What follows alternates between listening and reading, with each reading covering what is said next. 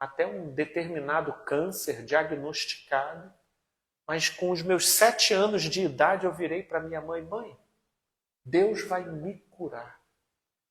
E quando eu voltei no hospital para fazer a cirurgia, foram feitos exames novamente e eu já estava sem aquele negócio, que era a razão do porquê eu estava indo para operar, e o médico ficou surpreso e ali eu fui dado como curado.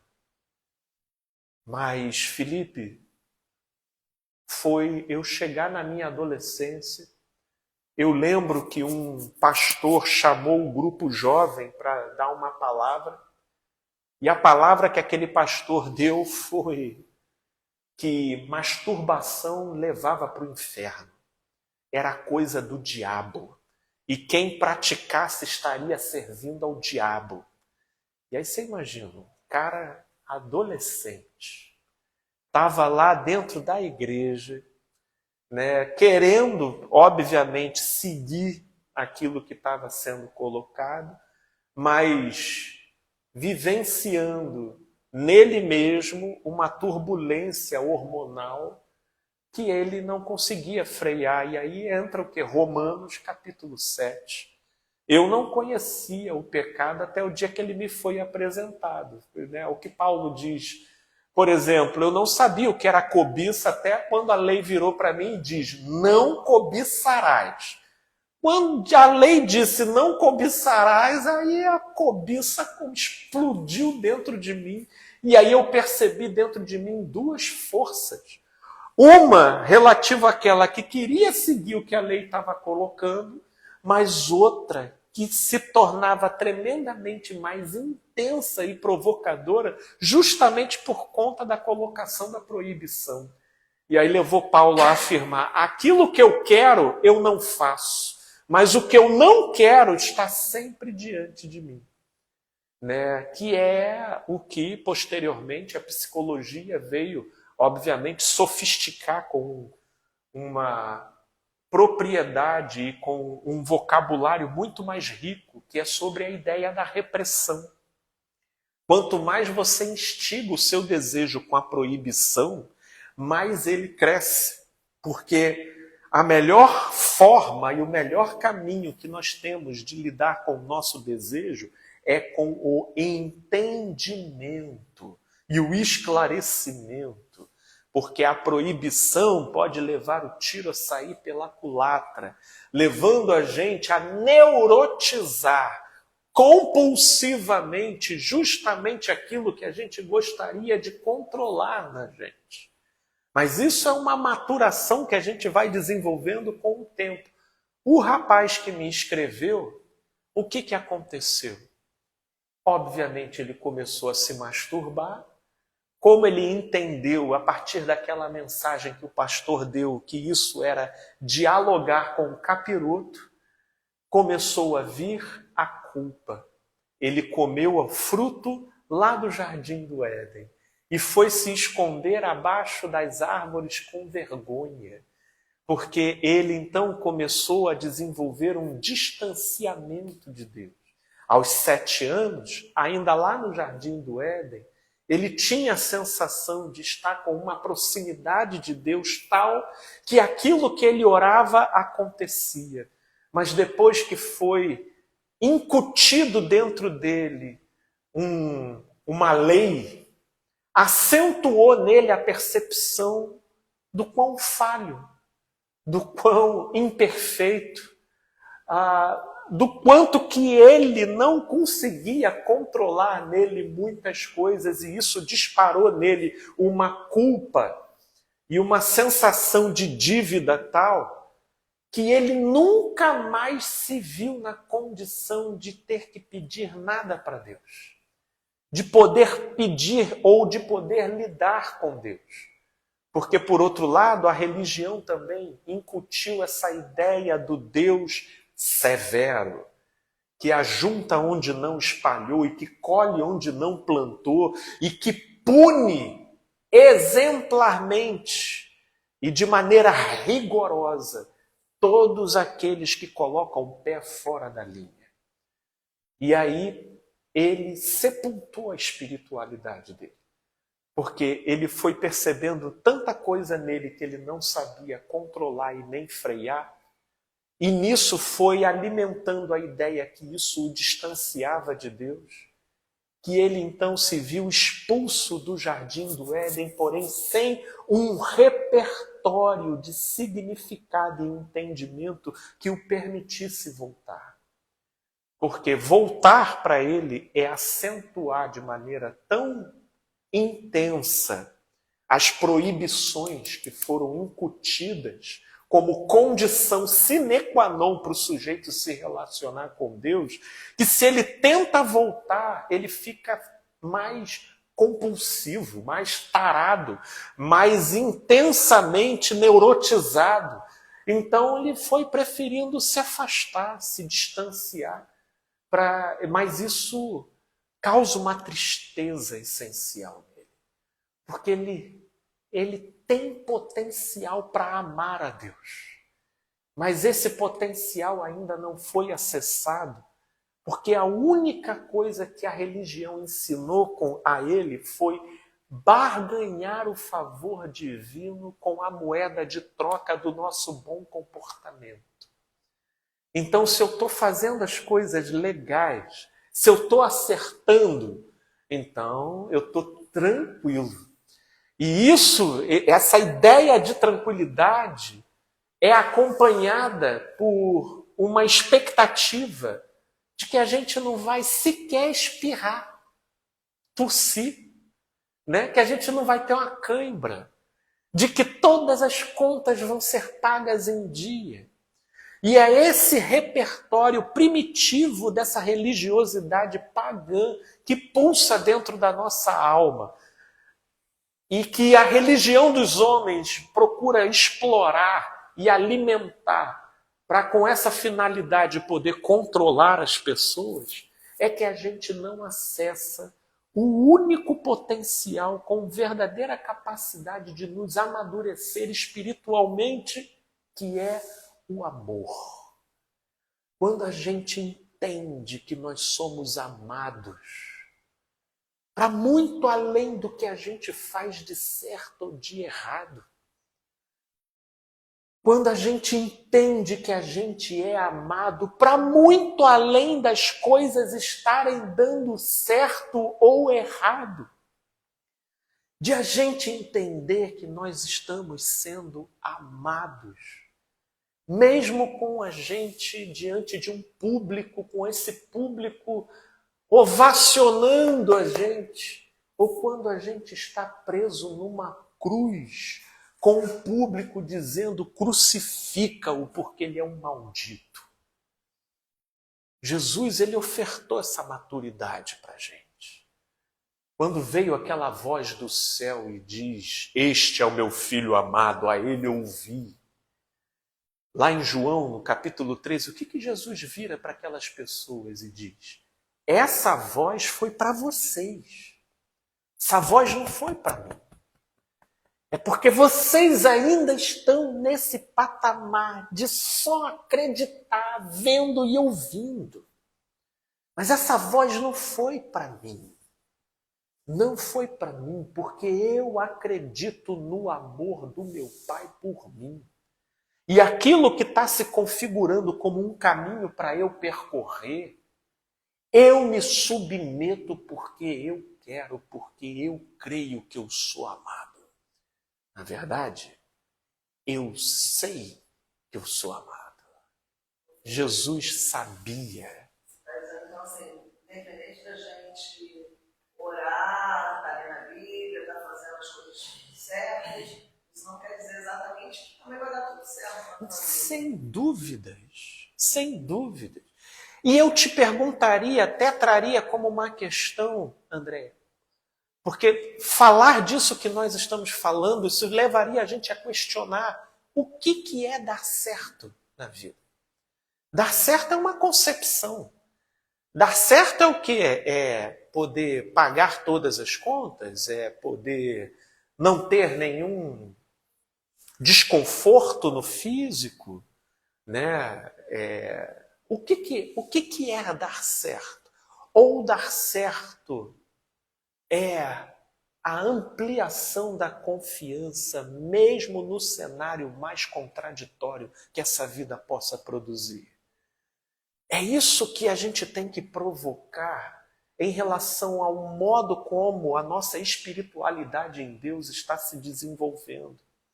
Porque a gente guarda dentro da gente resíduos de uma prática primitiva que, na verdade, impede a gente de ampliar na gente o que vai perdurar na eternidade, que é o amor.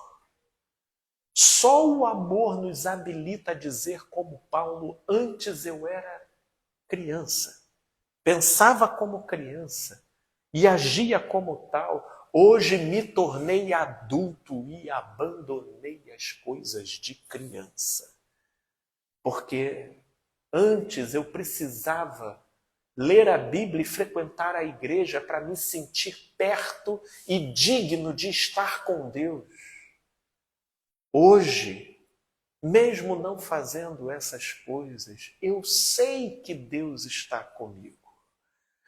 Porque vocês acham, por exemplo, que o salmista diz que ainda que eu coloque a minha cama no mais profundo abismo, inclusive a palavra que é utilizada lá no hebraico é Sheol, podendo inclusive interpretar, ainda que eu coloque a minha cama no inferno, tu lá estarás. Como é que você acha que você vivencia uma experiência dessa? Você acha que a gente vivencia uma experiência dessa ao estilo do que a gente vê retratado nessas igrejas, com aquele emocionalismo assim, ai meu Deus, eu estou me sentindo tremendo? Não, é lógico que não. É lógico que não, porque quando a gente vai para o inferno, a sensação é infernal. Não tem como ser outra. Sensorialmente é infernal. Mas uma vez no inferno e você sabendo que até lá Deus está com você, essa é a proposta da esquizofrenia essencial que uma maturidade espiritual provoca a gente a desenvolver. De a gente manter a certeza do amor de Deus, mesmo na contramão do que as nossas sensações comunicam para a gente. Sensação de solidão. É uma sensação que diz que Deus está longe. E está? Não está. É por isso até que com muita frequência no consultório eu repito, nós não somos apenas aquilo que nós sentimos. Nós somos, sobretudo, aquilo que nós decidimos ser. Nós somos aquilo que nós alimentamos. Essa é uma percepção que precisa se desenvolver para que a gente possa viver em amor, porque a gente vai viver para aprender que amor não é uma sensação, amor é uma escolha. E é a gente, dia após dia, decidir acreditar e se bastar no amor de Deus, independente do cenário pelo qual a gente passa, independente da situação que a gente viva. Óbvio, amar até quem a gente não gosta é uma decisão. Isso é uma decisão. Não é, vamos dizer, algo intuitivo. Não é algo que espontaneamente brote das nossas sensações. Pelo contrário, é algo que nos coloca na contramão dos nossos instintos e das nossas produções psicológicas mais essenciais, né? O amor é esse substrato que tem o poder de fazer a gente experimentar o que ainda será no ainda não. É o que tem a capacidade de realmente dilatar a nossa maturidade, independente do cenário em que a gente esteja vivenciando. Porque faz toda a diferença você olhar para a sua própria história, olhar para a sua condição e de repente você ter uma concepção que, puxa, eu poderia estar no lugar X. Poxa, cheguei nessa fase e não consegui a realização Y, X e Z. Mas faz toda a diferença você, independente de, você abraçar para você o saber em fé de que você é conhecido e amado. Conhecido e amado. Mas você acha que as dores que o ser humano tem, cada um tem suas, você não acha que isso atravessa a fé? Por exemplo, uma pessoa que não foi amada, ou teve outras questões, se sentir amado, não teve uma figura de pai. O se sentir amado é um desafio, mas a proposta aqui é o para se saber amado. O se sentir vai ser um ganho tardio. E se vier, mas isso não impede de você se decidir saber amado. Você não acha que isso também atravessa essa questão das dificuldades que essa pessoa tem? Sem dúvidas que atravessa. Mas serão essas dificuldades que vão contribuir como forças antagônicas para levar essa pessoa a exercitar a sua decisão de acreditar no amor. Estamos falando de uma musculatura. Cada um vai ter um desafio numa direção. Existem aqueles que, por exemplo, foram criados num lar onde eles foram amados, ou pelo menos foram mais queridos. Eles vão vivenciar desafios de oposição diferentes. Sabe? Desafios de oposição diferentes. Porque, por exemplo, quem foi muito amado, ele vai ter que aprender a lidar com as sensações negativas e de rejeição, que são coisas que, por exemplo, ele desconhece. E poder manter ali a fé e a decisão de acreditar que ele é amado, mesmo num cenário que ele nunca vivenciou e que ele nunca passou. Cada um vai carregar um ângulo diferente em cima do qual ele vai vivenciar antagonismos e oposições que trabalham contra a direção de a gente se entregar em fé ao saber que Deus nos ama. Que Deus nos ama. Eu te diria, como que Jesus poderia racionalmente conceber, inclusive eu estava vendo, conceber que Deus o amava com ele sendo massacrado numa cruz. Em que nível? Inclusive eu estava vendo agora há pouco tempo uma satanista aí na internet, onde ela estava dizendo, pegando justamente esse viés, né? De um sacrifício, vamos dizer, sem sentido de Jesus. Um sacrifício completamente sem significado. Porque como é que a gente poderia falar de amor com alguém sendo submetido àquele cenário, àquela condição? Né? E Jesus, enquanto carne, enquanto humano, ele foi tentado. Não me surpreenderia Jesus ter sido tentado em não ser amado, por ter que se submeter àquele caminho tão contraditório ao que um pai daria a um filho. Então perceba que cada um vai vivenciar a dimensão de uma contradição e de um antagonismo, mas esse caminho, ele não é para a gente desistir. ele não foi feito para a gente ser vamos dizer, sadicamente torturado. Ele não é um caminho, pelo contrário, ele é um caminho para a gente exercitar. E a história que cada um tivemos, ela vai representar aquilo que vai ser o desafio que tem o potencial de nos amadurecer. O que eu estou falando aqui é apenas uma proposta de direção para onde a gente tem para olhar. Porque a religião insiste em querer voltar o nosso olhar para a barganha. Só que a barganha, ela ameniza momentaneamente, mas ela não resolve.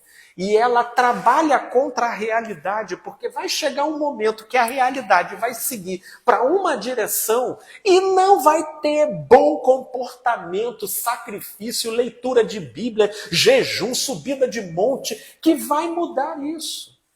E aí é por isso que, por exemplo, por conta desse repertório que a religião coloca, que uma série de gente vira ateu. Vira ateu, desiste de Deus, como é o caso dessa satanista que virou satanista.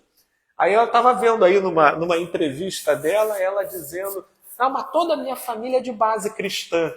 Isso já explica muita coisa para mim. Né? E vai ser assim. Por isso que também explica para mim muita coisa que o anticristo, no seu, né, na sua, vamos dizer, na sua expressão mais central, mais elementar, vai ter uma rabiola lá dentro do cristianismo. Só pode, é lei de causa e efeito. É quase uma coisa puxando a outra. E por quê? Porque o repertório que é dado é não só perverso, mas maquiavelicamente tendencioso. Porque essa lei da barganha, dessa troca de bom comportamento, de oração, de sacrifício, dando e incutindo na cabeça das pessoas a presunção de que com esse comportamento e com essas produções você consegue dobrar o divino na sua direção, né? Meu Deus, só o amor dá sentido a todas as coisas. Também de outro Getsemane, né? Quando ele vai falar, Pai, se for possível. Claro que ele vai querer passar por aquilo tudo. É verdade. Mas porque ele sabia que ele era filho de Deus e Deus silenciou ele. Né? É verdade. Que a gente estava vendo ela perguntando assim, mas esse cálice, eu falei assim, ele tomou o cálice todo até a última gota. Até a última gota. Eu simplesmente aí ele poderia. Então não sou filho de Deus, vai querer que eu passe. Né? Então não sou filho de Deus. Que Deus é esse? E esse foi o maior legado que Jesus deixou para a gente. Né? Eu venci o mundo para mostrar a todos vocês que esse mundo não tem o poder de desfazer o amor de Deus por cada um de nós, por cada um de vocês. E isso é abandonar as coisas de criança. Criança não é cronologicamente. Não é cronologicamente. Não é, definitivamente não é cronologicamente. Porque crianças espirituais não aceitam o encaminhamento da realidade e do modo como as coisas estão estabelecidas. Mas amadurecidos espirituais procuram viver com significado e sentido cada coisa que eles fazem. E eles sabem enxergar com gratidão e significado as arbitrariedades dos movimentos que a vida traz. Sem com isso ficar fazendo associações de causa e efeito por causa do próprio comportamento. É lógico, isso não desfaz o fato de que o nosso comportamento ele tem reflexos no nosso dia a dia. Porque é nessas horas que religioso legalista também gosta de vir dizer, então quer dizer que pode tudo. Meu amigo, vive como quem pode tudo e você vai provar do seu próprio cálice. Você vai provar, você pula aqui da janela que você já vai sentir um sabor de asfalto gostoso lá embaixo e viva com as consequências. É lógico que a gente não está aqui suspendendo a lei natural de causa e efeito em relação a tudo o que a gente faz. A gente está aqui falando o quanto que isso representa a nossa proximidade ou distância de Deus. E é isso que move a concepção de espiritualidade de boa parte das pessoas. E é o amor que precisa produzir em nós essa necessária evolução de você definitivamente aceitar e decidir saber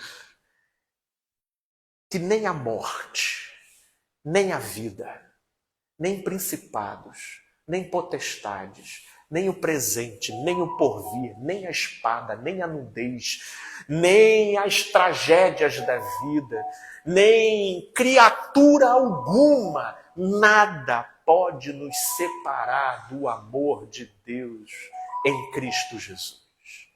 Nada pode nos separar do amor de Deus em Cristo Jesus. E isso precisa ser uma decisão de consciência, de saber em fé. Porque se essa decisão não nascer, se essa decisão não se estabelecer, a gente vai ser dominado pelas sensações, conduzido pelas sensações. E uma vez conduzido pelas sensações, a gente pode até saber o que é fé, saber o que é ciência, saber o que é profecia, mas estaremos vivenciando como meninos. Estaremos.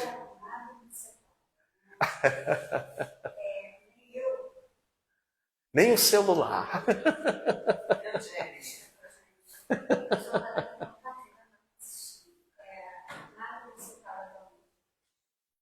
Absolutamente nada.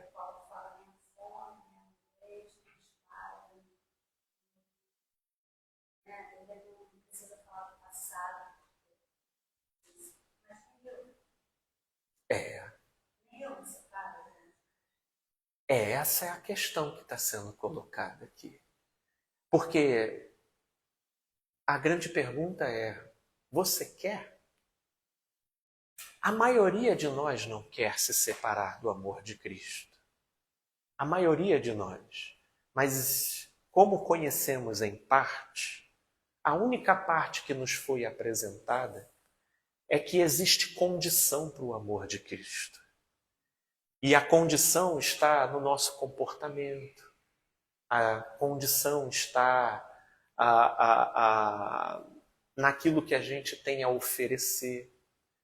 E quando a gente é apresentado ao amor, a gente passa a entender que o amor está acima e para além de todas essas coisas. E é isso que Paulo diz, inclusive em Coríntios, que constrange a gente. O amor de Deus nos constrange. Porque ele não precisa, ele não carece e ele muito menos depende do nosso bom comportamento ou do que a gente tenha para oferecer. E é crescer nesse amor e isso vai melhorando a gente, pacificando a gente, plenificando a gente em um nível muito íntimo, muito pessoal, vai desassombrando a gente em muitos aspectos. E é nessa direção que Paulo orava e pedia para que fossem feitas orações no que ele descreve a sua epístola aos Efésios, no capítulo 3, a fim de que as pessoas compreendam qual seja a altura, a largura e a profundidade do amor de Deus por nós. Porque entender isso é a chave de todas as coisas para o nosso amadurecimento espiritual. Que é quando definitivamente a gente para de agir como meninos pensar como crianças e falar como tal. E a gente começa a caminhar pacificado, mesmo nos cenários mais contraditórios que essa vida pode trazer. Eu não quero fazer o papel do diabo aqui, de polarizado, Sim, sim, sim. uma coisa é amor. Eu não posso me afastar desse amor. Mas eu posso não ter comunhão. À medida que eu luto com a presença dele, eu não oro, tem uma diferença? Não tem absolutamente nada. Sabe por quê? O dia que Deus não te amar, Vaninha, você se desintegra. É o meu saber, né? É o que eu assimilar, né? Na Bíblia, conhecendo a Deus. Agora, a sua experiência de provar esse amor, ela pode sim ser condicionada e relativizada se na sua concepção, a sua conexão for mediada através de leitura de Bíblia, oração e ida para a igreja. Agora, quando de repente o seu olhar começar a crescer e a dilatar, e você entender que orar é pensar com gratidão, é olhar o próximo com respeito e misericórdia, que orar é você manter a sensibilidade no seu coração, que orar é você saber que você está nele e ele está em você e vocês dois são um. De que ler para poder conhecer é mais do que ler a Bíblia, mas às vezes é ouvir uma palavra, é ouvir uma reflexão, né? É você descondicionar esse repertório fixo comportamental que foi incutido na nossa cabeça, que esse sim é a condição sine qua non para você experimentar. Sim, a nossa experiência do amor de Deus é condicionado pela nossa leitura e percepção do que a gente entende como sendo condição para experimentar. Mas isso não desfaz o amor de Deus. E crer nesse amor é você se dar uma oportunidade de reformular as suas concepções do que sejam essas condições. Do que sejam essas condições. Porque se você se saber e se crer amada, tudo em você é nele, Vânia. Tudo em você é nele. Você está aqui, você está nele. Você comer ali um salgadinho e aquilo produzir um sabor gostoso na sua boca é por causa dele. É tudo nele, tudo é uma oração. Inclusive Jesus só orava porque ele estava dialogando com pessoas que ainda estavam num patamar de consciência onde esse tipo de procedimento ele interagia com o nível e a capacidade ali naquele momento de entendimento de com quem ele interagia. Ele não ia para o templo. Inclusive, quando ele vai lá fazer a ressurreição de Lázaro, o que ele diz?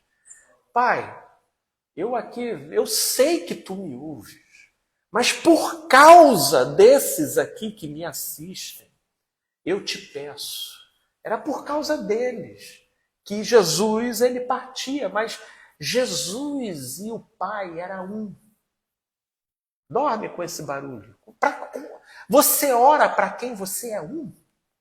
Se você vive nele, se você respira nele, se você age nele, você ora para ele. Sinceramente, o que é oração? Eu oro para quem está lá e eu estou aqui. Aí eu oro. Aí eu vou ter o meu momento com Deus quando eu chegar em casa. Aí eu vou chegar em casa, Senhor, aí agora pronto, aí agora eu falei com Deus. Mas se você e o Pai é um, e qual o potencial que Jesus oferecia para a gente? Vocês em mim e eu no Pai, nós três seremos um.